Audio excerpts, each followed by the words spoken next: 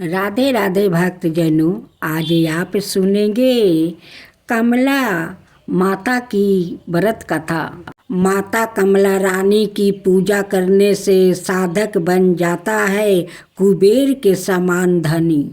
10 महाविद्या, एक काली माँ, दूसरा तारा माँ, तीसरा त्रिपुर सुंदरी माँ, चौथा भुवनेश्वरी माँ, पांचवा छीना मस्तक काली माँ, छवा त्रिपुरी भैरवी माँ, सातवा धूमावती माँ, आठवा बंगाल मुखी माँ, नौवा मतंकी माँ और 10 कमला माँ।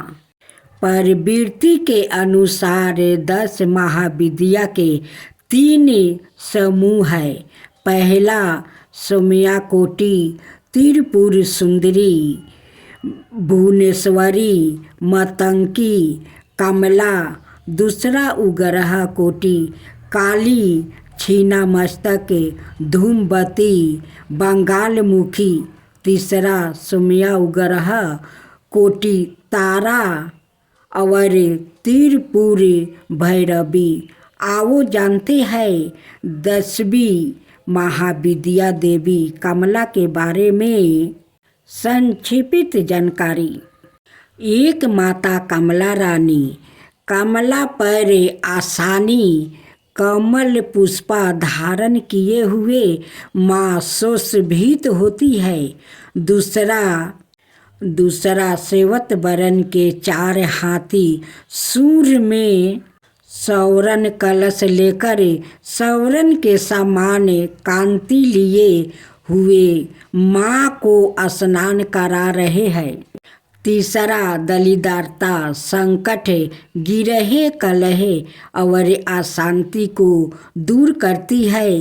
कमला रानी इनकी सेवा और भक्ति से व्याकुत सुख और समृद्धि पूर्ण रह कर शांतिमय जीवन बिताता है।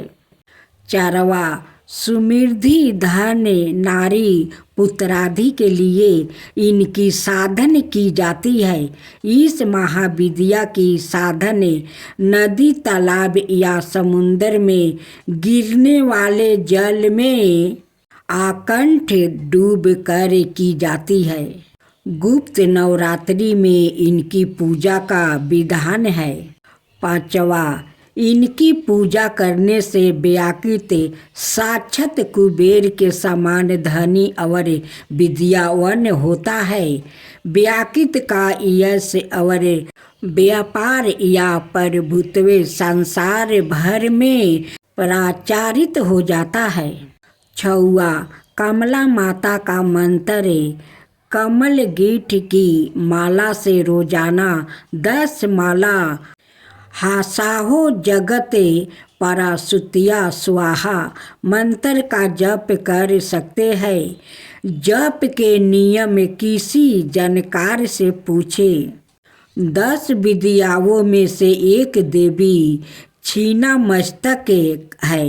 10 विद्याओं में से एक देवी मतंकी के रहस्या है। माता भुवनेश्वरी देवी के 5 रहस्य जानिए। साधन का मंत्र। अब सुने दुर्गा देवी की कथा। देवी भगवत महात्म्य। ऋत्विक मुनि बड़े ही विलक्षण बुद्धि वाले थे। रेवती का चौथा चरण ऋत्विक मुनि बड़े ही विलक्षण चरण गुंडान होता है। इस काल में जन्म लेने के कारण उनका पुत्र अति दुराचारी बन गया और इस कारण बस ऋत्विक मुनि को बहुत ही दुख और कष्ट सहने पड़े थे। जब उन्हें इस बात का पता चला कि रेवती के चौथा चरण में उत्पन्न होने के कारण उनका पुत्र दुराचारी हुआ है, तो उन्होंने क्रोध में रेवती को निछत्र मंगल से गिर जाने का श्राप दे दिया था। बाद में भगवती दुर्गा की आराधना करके अपने सारे दुख और कष्टों से ऋत्विक मुनि मुक्ति पा सके। रुतवक मुनि के शराप के कारण रेवती नक्षत्र का तेज कुमुदगिरी पर गिरा। उस तेज से एक कन्या उत्पन्न हुई। परामुच ऋषि ने बालिका को लेकर उसका नाम रेवती नाम रखा और उस बालिका का पालन पोषण किया। विवाह योग होने पर ऋषि को यह चिंता सताने लगी, इस बालिका के योग वर कौन होगा।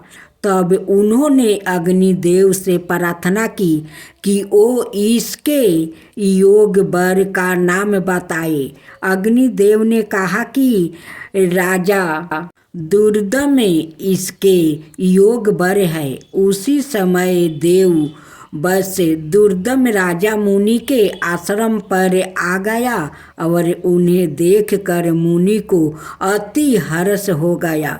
मुनि ने राजा से अपनी कन्या को स्वीकार करने का आग्रह किया। उसके लिए राजा भी मान गया। मुनि की पुत्री रेवती ने यह हठ किया कि उनका विवाह रेवती नक्षत्र में ही संभव हो, किंतु मुनि कहा पुत्री रेवती नक्षत्र तो आकाश से गिर गया है, उसमें तुम्हारा विवाह कैसे संभव है। पुत्री ने कहा कि यदि रुतवक ऋषि अपने तपोबल से श्राप देकर रेवती नक्षत्र को भूमि पर गिरा सकते हैं, तो क्या आप अपने तपोबल से उसे पुनः स्थापित नहीं कर सकते।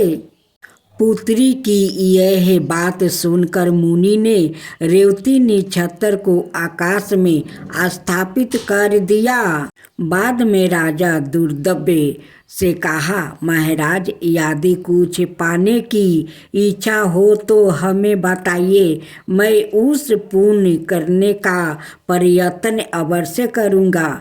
मुनि की बात सुनकर राजा कहने लगे, मुनिवर मैं सवाए भू मनु के वंश में उत्पन्न हुआ हूँ, इसलिए मेरी इच्छा है कि मैं मनवंतर का स्वामी हो, ऐसा पुत्र प्राप्ति हो। परामुच ऋषि ने कहा, राजन आप अपनी इस इच्छा की पूर्ति के लिए भगवती दुर्गा की आराधना कीजिए और देवी भगवती पुराण का स्मरण कीजिए, इससे आपकी इच्छा पूर्ति हो जाएगी। तत्पश्चात राजा ने मुनि की पुत्री रेवती से विवाह किया और अपने राज्य को लौट आया।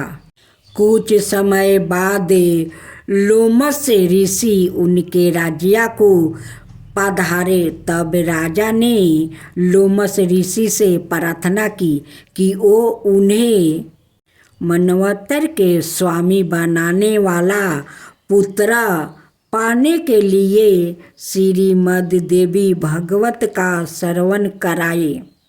तब महर्षि लोमस ने अति प्रसन्न होकर कहा, महाराज तुम धन्य हो जो भगवती में भक्ति रखने वाली यह बुद्धि तुमने पाली है। बाद में महाराज को उनकी पत्नी रेवती की सहित श्रीमद् देवी भागवत का कथन सुनाया। राजा ने इस अवसर पर अनेक ब्राह्मणों को भोजन कराया और उन्हें दान में अनेक अमूल्य वस्तु और आभूषण भी दिया। कुछ समय बाद देवी रेवती ने गर्भ धारण किया और उन्होंने एक पुत्र उत्पन्न किया जिसका नाम रखा गया रेवत, जो आगे चलकर ब्रह्मा के आदेश से मनवंतर के स्वामी हो गया था। रेवत के माता पिता की श्रीमद् देवी भागवत श्रवण मात्रा से ही वो मनवंतर की स्वामी हुआ था। भगवान शिव और उनके परिवार से भला कौन परिचित नहीं है। बहुत कम लोग जानते हैं कि शिव जी की एक बहन भी थी, जाने क्या है उनके जन्म की कहानी और कैसे थे देवी पार्वती से उनके संबंध। शास्त्रों के मुताबिक इनके संबंध में धर्म ग्रंथों में ज़्यादा नहीं बताया गया है। अब सवाल ये उठता है कि जब शिव का जन्म ही नहीं हुआ, यानी वो अजमेन है, तब उनकी बहन कहाँ से आई? पौराणिक कथा के मुताबिक जब शंकर भगवान से विवाह के बाद माता पार्वती कैलाश पर्वत पर आई थी, तब उन्हें कैलाश पर्वत पर अत्यंत अकेलापन महसूस हुआ। एक दिन उनके मन में ख्याल आया, काश शिव शंकर की कोई बहन होती तो वो उनके साथ बात करती। पार्वती जी के मन में ये बात अनेकों बार उठी, किंतु उन्होंने शंकर जी को कुछ नहीं बताया।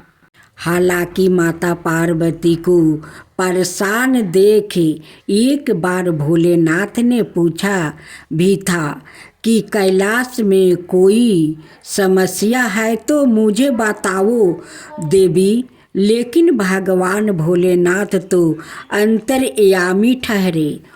उन्होंने पार्वती जी के मन की बात जान ली।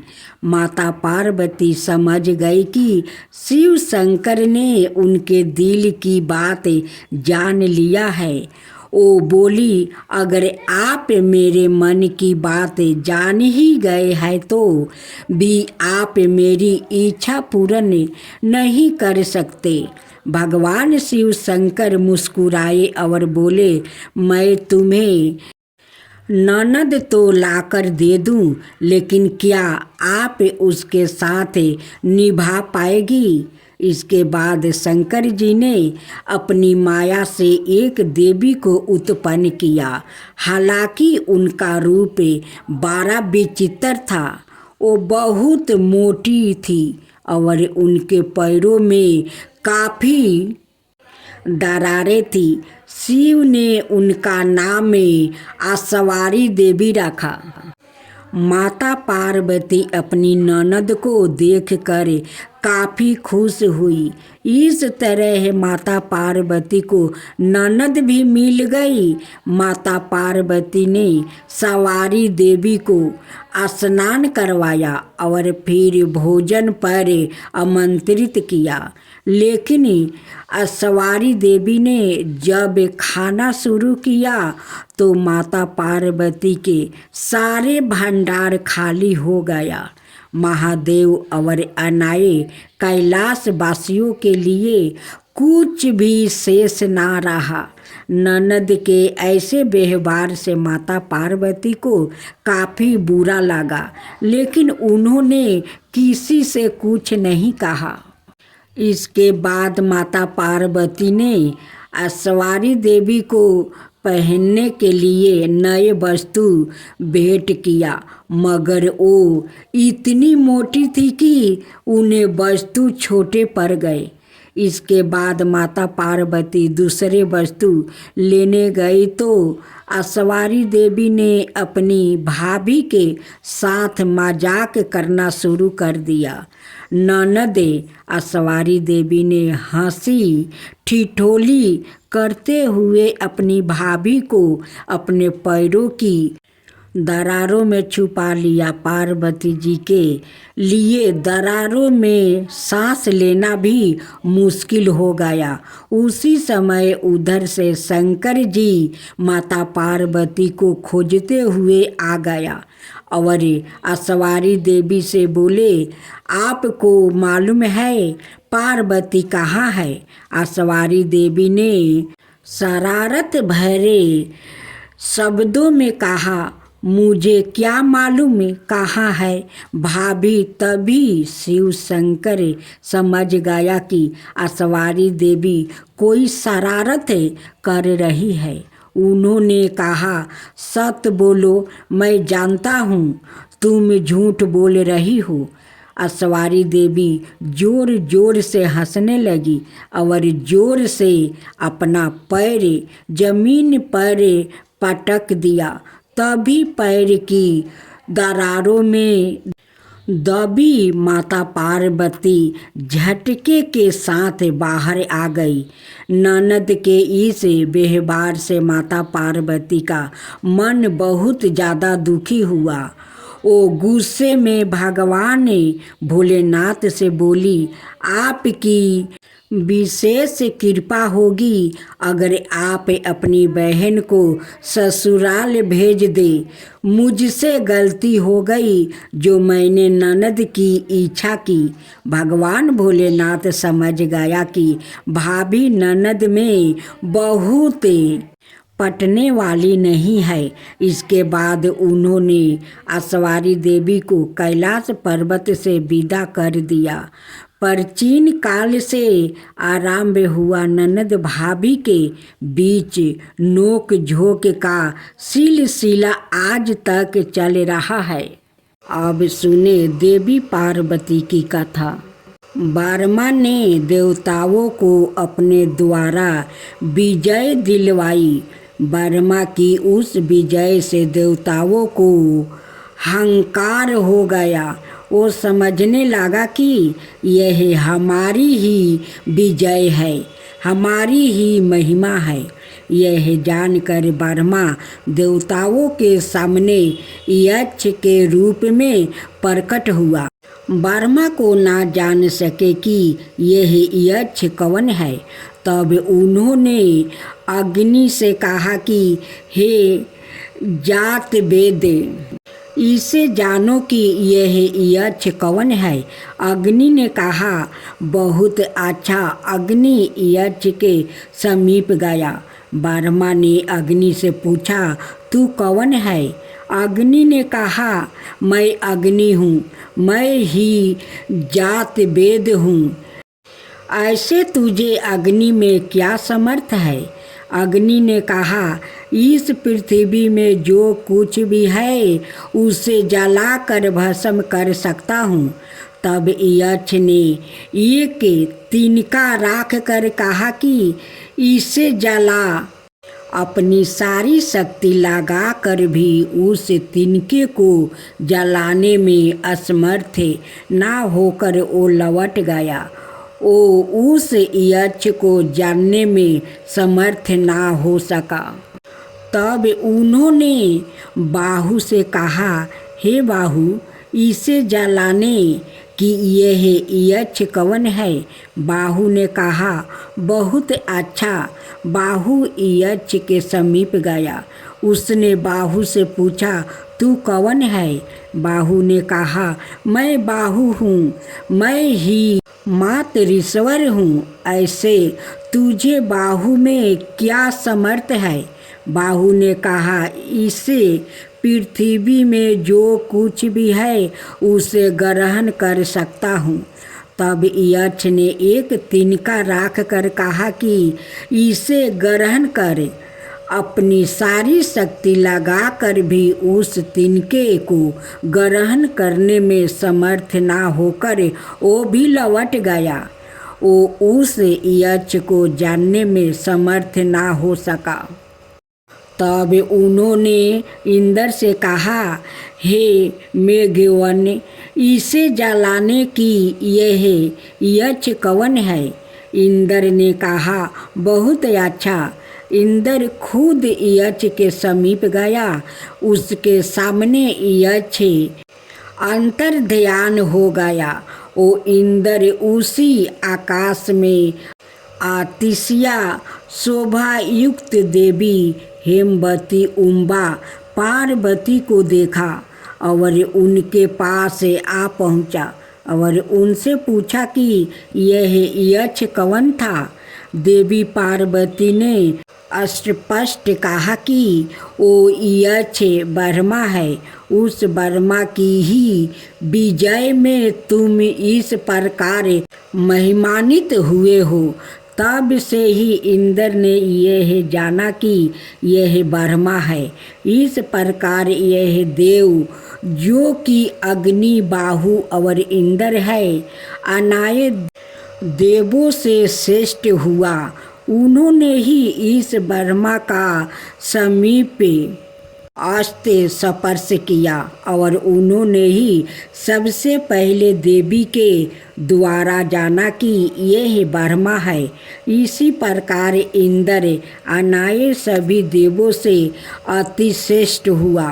उसने ही इस ब्रह्मा का सबसे समीप अस्ते स्पर्श किया। उसने ही सबसे पहले जाना कि यह ब्रह्मा है। इसके अलावा और भी कई उपनिषदों में देवी पार्वती का वर्णन मिलता है, जहाँ देवी कुछ अलग नाम से भी जानी जाती है। अब सुने पूर्व जन्म की गाथा। पार्वती पूर्व जन्म में दक्ष प्रजापति की पुत्री सती थी और उस जन्म में भी वो भगवान शंकर की ही पत्नी थी। सती ने अपने पिता दक्ष प्रजापति के यज्ञ में अपने पति का अपमान ना सह पाने के कारण सवाए को अग्नि में भस्म कर दिया। भगवान शंकर को जब ये बात पता चली तो उन्होंने वीरभद्रा के रूप में दक्ष प्रजापति के यज्ञ को नष्ट कर दिया। भगवान शिव सती के शव को लेकर दंडवत करने लगा। उसी समय भगवान विष्णु ने अपने सुदर्शन चक्र से माता सती के शव को 51 भाग कर दिया। जहाँ जहाँ माता सती के ये अंश गिरे वहाँ शक्ति पीठ की स्थापना हुई। अगले जन्म में माता सती पार्वती बनकर हिम नरेश हिमवन के घर अवतारित हुई। पार्वती को भगवान शिव को पति के रूप में प्राप्ति करने के लिए वन में तपस्या करने चली गई। अनेक वर्षों तक कठोर तपस्या करके घोर तपस्या की। तत्पश्चात बैरागी भगवान शिव ने उनसे विवाह करना स्वीकार किया। भगवान शंकर ने पार्वती के अपने पति अनुराग की प्रतीक्षा लेने के लिए सप्त ऋषियों को पार्वती के पास भेजा। उन्होंने पार्वती के पास जाकर उसे यह समझाने की अनेक प्रयत्न किया कि शिव जी अघोर अमंगल भेषधारी और जाटाधारी है और वो तुम्हारे लिए उपयुक्त वर नहीं है। उनके साथ विवाह करके तुम्हें सुख की प्राप्ति नहीं होगी। तुम उनका ध्यान छोड़ दो। किंतु पार्वती अपने विचारों में दृढ़ रही। उनकी दृढ़ता को देखकर सप्त ऋषि अत्यंत प्रसन्न हुए और उन्हें सफल मनोरथ होने का आशीर्वाद देकर शिव जी के पास वापस आ गया। सप्त ऋषि से पार्वती के अपने प्रति दृढ़ प्रेम का वृत्तांत सुनकर भगवान शंकर अत्यंत प्रसन्न हुआ। सप्त ऋषियों ने शिव जी और पार्वती के विवाह का लगन मुहूर्त आदि निश्चित कर दिया। निश्चित दिन शिव जी बारात लेकर हिमालय के घर आया। वो बैल पर सवार थे। उनके एक हाथ में त्रिशूल और एक हाथ में डमरू था। उनकी बारात में समस्त देवताओं के साथ उनके गण भूत प्रेत पिशाच आदि भी थे। सारे बाराती नाच गा रहे थे। सारे संसार को प्रसन्न करने वाली भगवान शिव की बारात अत्यंत मन मोहक थी। वर्मा जी की उपस्थित में विवाह समारोह शुरू हो गया। इस तरह शुभ घड़ी और शुभ मुहूर्त में शिव जी और पार्वती का विवाह हो गया और पार्वती को साथ लेकर शिव जी अपने धाम कैलाश पर्वत पर सुख पूर्वक रहने लगा।